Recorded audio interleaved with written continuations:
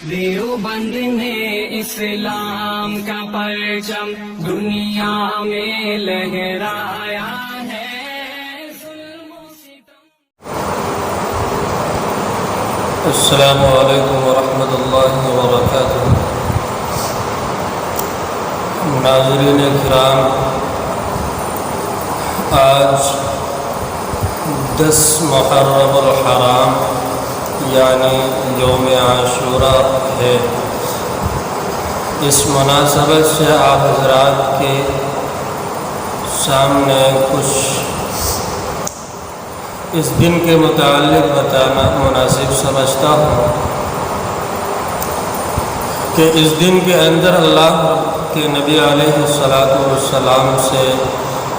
کون سے افعال مروی ہیں، کون سے افعال کرنے چاہیے اور کون سے افعال نہیں کرنے چاہیے، تفصیل دونوں طرح سے اللہ کے نبی علیہ السلام سے منقول ہے۔ بہرحال کرنا ہمیں وہ ہے جو ہمیں اللہ کے نبی علیہ السلام نے دیا ہے، اس لیے کہ قرآن کا فرمان ہے وَمَا آتَاكُمُ الرَّسُولُ فَخُذُوهُ وَمَا نَهَاكُمْ عَنْهُ فَانْتَهُوا، کہ جو کچھ تمہیں رسول دے اسے تو لے لو اور جس چیز سے تمہیں روک دے اس سے تم رک جاؤ۔ تو محرم الحرام کے اندر 10ویں تاریخ کی جو فضیلت ہے اور اس کے جو فضائل بکثرت بیان کیے جاتے ہیں، وہ پہلی بات تو یہ ہے کہ حضرت حسین رضی اللہ عنہ کی شہادت کی وجہ سے اس دن کی کوئی فضیلت نہیں۔ البتہ یہ ہے کہ اس دن کی فضیلت پہلے سے چلی آ رہی ہے کہ اسی دن کے اندر اور بھی دوسرے بڑے بڑے کام ہوئے ہیں، جیسے کہ حضرت موسیٰ علیہ السلام کے بارے میں آتا ہے کہ جب وہ بنی اسرائیل کو لے کر چلے، اس واقعے کا ذکر قرآن کریم میں ہے، تو جب وہ دریا کے قریب پہنچے تو پہنچنے کے بعد اب سامنے تو دریا تھا اور پیچھے فرعون کا لشکر تھا، تو اللہ رب العزت نے حضرت موسیٰ کو حکم دیا کہ دریا پر لاٹھی مارو۔ دریا پر لاٹھی مارے تو راستے بن گئے، تو حضرت موسیٰ علیہ السلام بنی اسرائیل کو لے کر اس راستے سے گزر گئے، یعنی اللہ نے فرعون کے ظلم و ستم سے بنی اسرائیل کو نجات عطا فرما دی۔ تو یہ نجات جو عطا فرمائی ہے اللہ نے، وہ بھی دن 10 محرم الحرام کا تھا۔ اسی طرح سے کہا جاتا ہے کہ حضرت نوح علیہ السلام کی انہوں نے ایک کشتی بنائی تھی اور وہ اللہ کے حکم سے بنائی تھی کہ اس امت میں یہ جو لوگ ہیں جن کے درمیان میں تم گھوم پھر کر تبلیغ کرتے ہو، اللہ کے پیغام پہنچاتے ہو اور یہ مانتے نہیں ہیں، تو اللہ کے پیغمبر حضرت نوح علیہ السلام نے دعا فرمائی فَدَعَا رَبَّهُ أَنِّي مَغْلُوبٌ فَانْتَصِرْ۔ یہ دعا نہیں، در حقیقت یہ بددعا تھی لوگوں کے خلاف۔ اس بددعا کے نتیجے میں اللہ رب العزت نے حکم دیا حضرت نوح علیہ السلام کی کشتی بنا لو اپنے لیے، اور اس کے اندر جو حکم ہوا تھا کہ ہر طرح کے جانور کو ایک ایک جوڑے اس کے اندر جمع کر لو، اور اس کے اندر جمع کرنے کے بعد خود سوار ہو جاؤ، اور پھر اس کے بعد آسمان و زمین کے دہانے کھل گئے اور اس کے اندر پانی ہی پانی ہو گیا، اور کشتی اس کے اوپر تیرنے لگی، اور تیرتے تیرتے وہ جودی پہاڑ پر جا کر وہ ٹھہر گئی۔ اب جودی پہاڑ پر جو ٹھہری ہے وہ بھی کیا نام ہے 10 محرم الحرام کا دن بتایا جاتا ہے۔ بہرحال اس دن کے اندر صرف ایک عمل کرنے کا ہے، اور وہ یہ ہے کہ اس دن کے اندر روزہ رکھا جائے، اس لیے کہ اللہ کے نبی علیہ السلام جب مکے کے اندر تھے تو ایسا کوئی معاملہ سامنے نہیں آیا تھا کہ محرم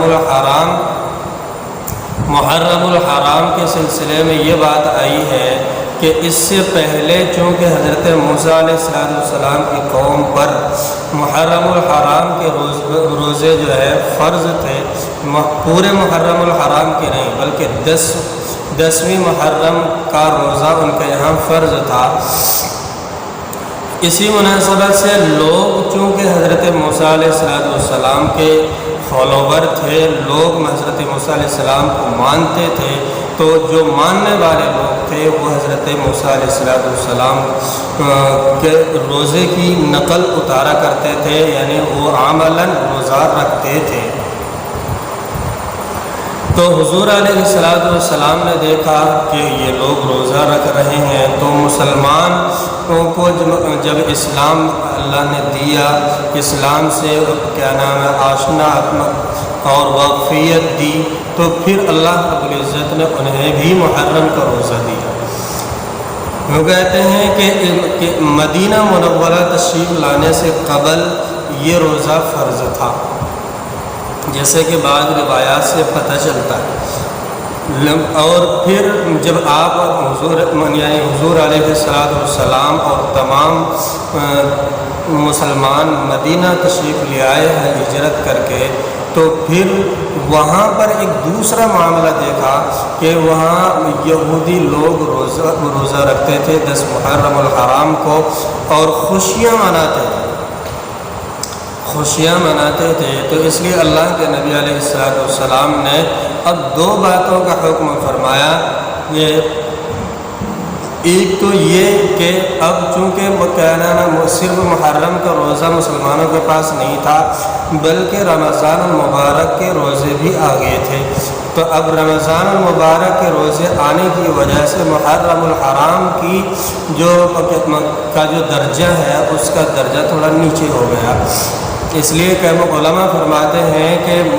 محرم الحرام یعنی 10 محرم کا روزہ رکھنا ایک مستحب عمل ہے، نفلی عمل ہے، اور رمضان مبارک کے روزے رکھنا فرض ہے اور نصوص قطعیہ سے ثابت ہے۔ تو محرم الحرام کے روزے رکھنا، اور دوسری بات ہے کہ محرم کے اندر جو 10 محرم کا روزہ رکھا جائے گا اس کے اندر یہودیوں کی مخالفت ضروری ہے، اس لیے کہ یہودی اتنی بدترین قوم ہے کہ اس کی کوئی بھی ادا اللہ رب العزت کو اور اللہ کے محبوب محمد صلی اللہ علیہ وسلم کو پسند نہیں، اس لیے اپنے امت کو بھی تعلیم یہ دے کر گئے کہ ایسا روزے رکھو، لیکن روزے اس انداز سے رکھو کہ ان کی مخالفت لازم آئے، یعنی 10 کا تو روزہ رکھنا ہی ہے، اور اس کے ساتھ میں چاہے 9 کو ملا لو، اگر 9 کا کسی وجہ سے چھوٹ گیا تو 10 کے ساتھ میں 11 کو ملا لو۔ تو یہ 2 دن کے روزے ہو جائیں گے۔ تو اب چونکہ یہودی لوگ وہ 1 دن روزہ رکھتے ہیں اور ہم مسلمان جب 2 دن روزے رکھیں گے تو ان کی مخالفت ہو جائے گی۔ اور دوسری بات یہاں پر یہ ہے کہ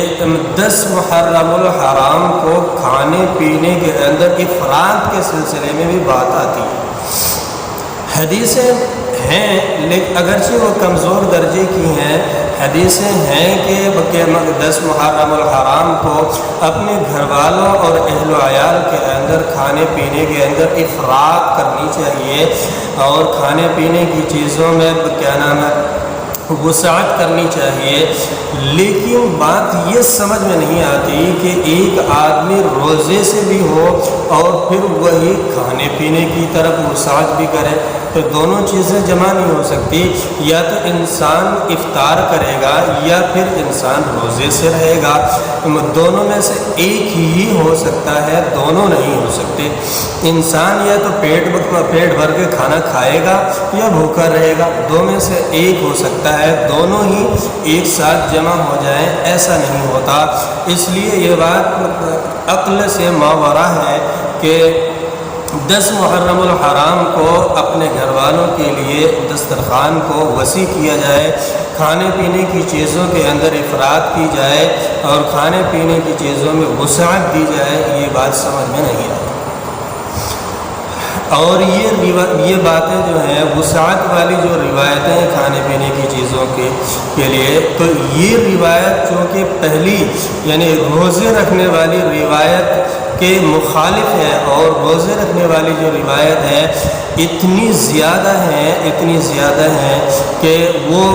خبر مشہور کے اور متواتر کے درجے تک پہنچی ہوئی ہے۔ اس لیے ان ضعف روایات کا کثرت طرق کی وجہ سے حسن درجے تک پہنچنے کے باوجود متواتر روایت کے مخالف ہونے کی وجہ سے ان روایتوں کو نہیں لیا جائے گا۔ اس لیے اس دن یعنی یوم عاشوراء کو جو عمل ہے خاص جو اللہ کے نبی علیہ السلام سے ثابت ہے وہ ہے روزے رکھنا، 10 محرم الحرام کا روزے رکھنا، اس کے ساتھ میں 9 کو یا 11 کو ملا کر 2 دن کے روزے رکھنا تاکہ یہودیوں کی مخالفت ہو جائے، اور اس کے علاوہ اور کوئی بات اس کے اندر ثابت نہیں۔ البتہ اگر کوئی افطاری کے اندر افراد کرنا چاہے، وسعت دے، دسترخوان کو